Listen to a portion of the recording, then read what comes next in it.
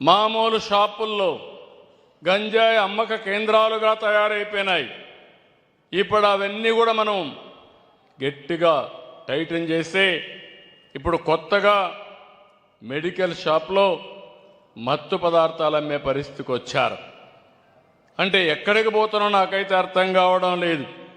దీనిపైన కూడా నేనే పేరు పెట్టాను, ఈగలని.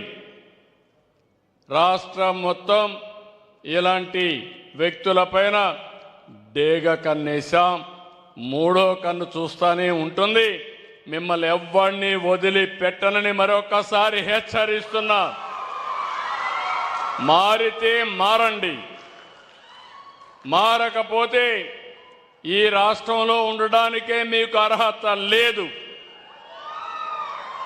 ఈ విషయం మీరు గుర్తుపెట్టుకోండి.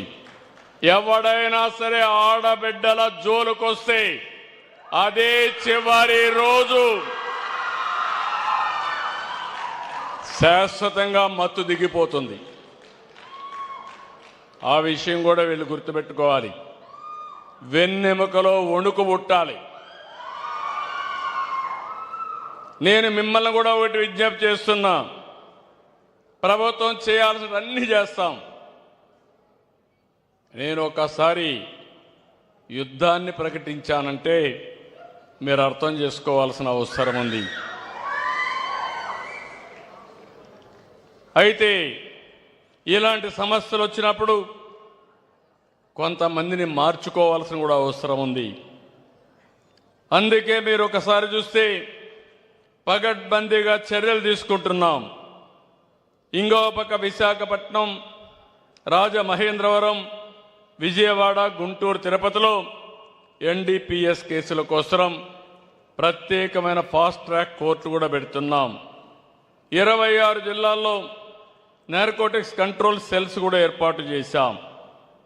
ఇప్పుడే చాలా స్కూల్స్లో కూడా మీరు చూస్తే ఈగల్ సెల్స్ కానీ, ఈగల్ టాస్క్ ఫోర్స్లు కానీ 4786 పాఠశాలల్లో, కాలేజీల్లో ఈగల్ క్లబ్లు కూడా ఏర్పాటు చేశాం.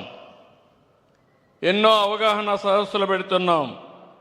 అయితే ఇక్కడ మీరు చేయాల్సింది, మీ అందరి మీద ఒక బాధ్యత ఉంది.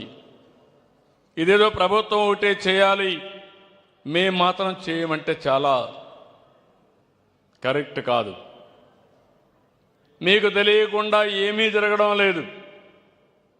కొంతమంది మాకెందుకు అనుకుంటున్నారు, కొంతమంది ఇదంతా కూడా సీఎం బాధ్యత అనుకుంటున్నారు. నేను చేస్తాను. నాకు సహకరించే బాధ్యత మీరు తీసుకోవాల్సిన అవసరం ఉంది. మీకు ఒకరిద్దరికి భయం ఉంటే మీరు నేరుగా నెంబర్ ఇచ్చాం.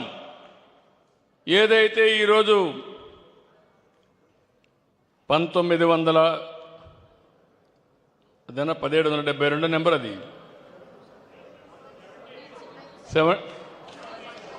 1972. ఎవరైనా భయం ఉంటే మీ పేరు కూడా చెప్పక్కర్లేదు, 1972కు రింగ్ చేసి మీరు మెసేజ్ ఇవ్వండి. తర్వాత ఏం జరుగుతుందో చూసే బాధ్యత నాదని మరొకసారి మీ అందరికీ హామీ ఇస్తున్నా.